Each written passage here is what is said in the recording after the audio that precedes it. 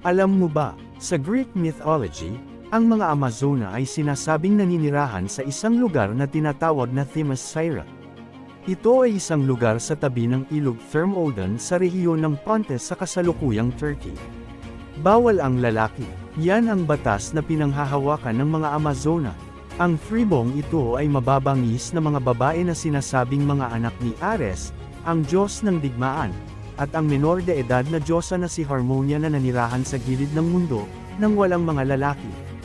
Kung gaano sila kaganda, siguradong hindi mo gugustuhin makipagkulitan sa mga babaeng ito. Hindi lamang sila sanay sa likod ng mga kabayo, sila rin ay mga alas sa pakikipaglaban gamit ang mga pana, sibat, at palakol. Ang alamat ng mga matatapang at magagandang mandirigmang ito ay nag-angat sa katanungang, kung ang mga babae ay maaaring maging kapantay ng mga lalaki.